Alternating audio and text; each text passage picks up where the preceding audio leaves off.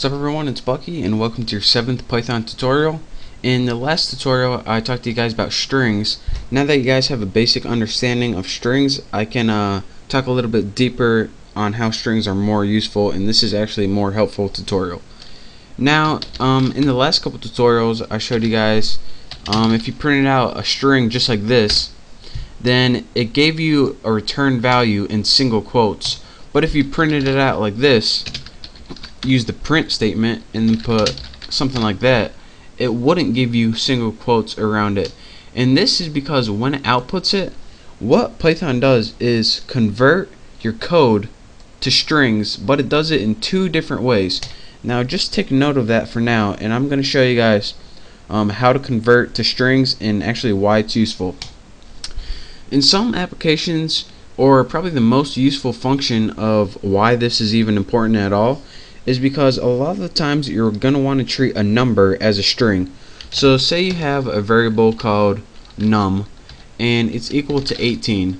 So go ahead and set that variable equal to 18, and now you can do math with it, like num plus 16 equals 34.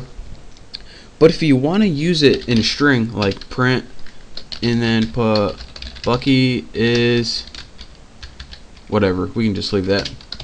Typos, they're fun. Bucky is, and then we tried to add the number 18 to a string. Look what we get.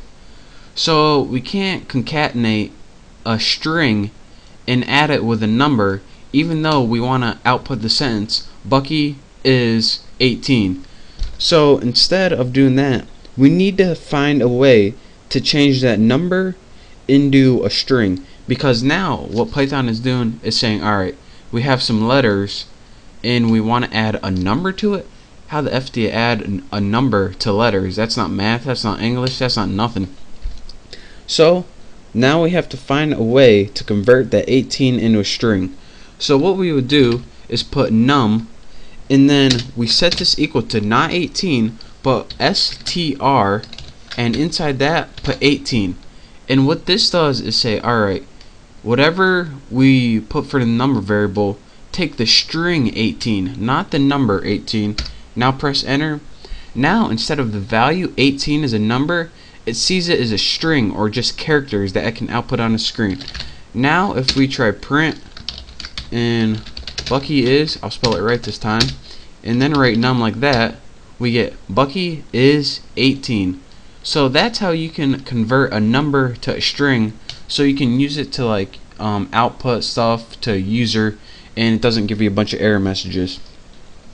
Another thing that you can do is, say you have something like let's make another variable num2, move my cursor out of the way, num2 equals, actually let's get like 32 or something.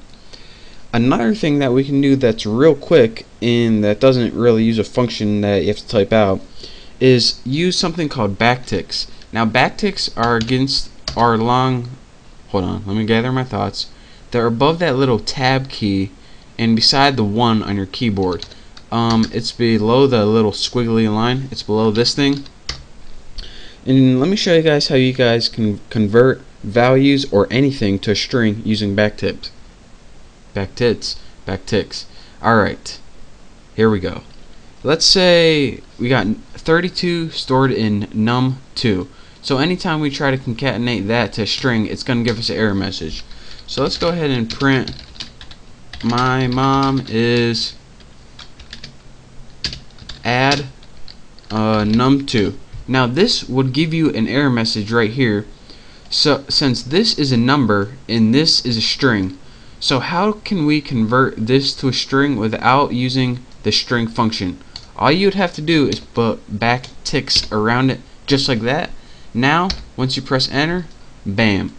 So again, backticks and the string function are two different ways where you can convert anything to a string. And again, this is useful because if you don't, it's going to try to treat this as a number and this is a bunch of letters, and it's going to try to treat this as a math operator, and you can't add numbers to letters. It just doesn't make sense. And one last one I want to talk to you guys about, this REPR function. This it's a little different than the string function, But for now, I'm going to just tell you guys that it does the same thing. That is, anytime you use the string, you can use this one right here, and it does the same thing. So again, string, REPR, and backticks are 3 different ways where you can convert crap to strings using Python. So that's your quick tutorial. This is going to help you understand the next section.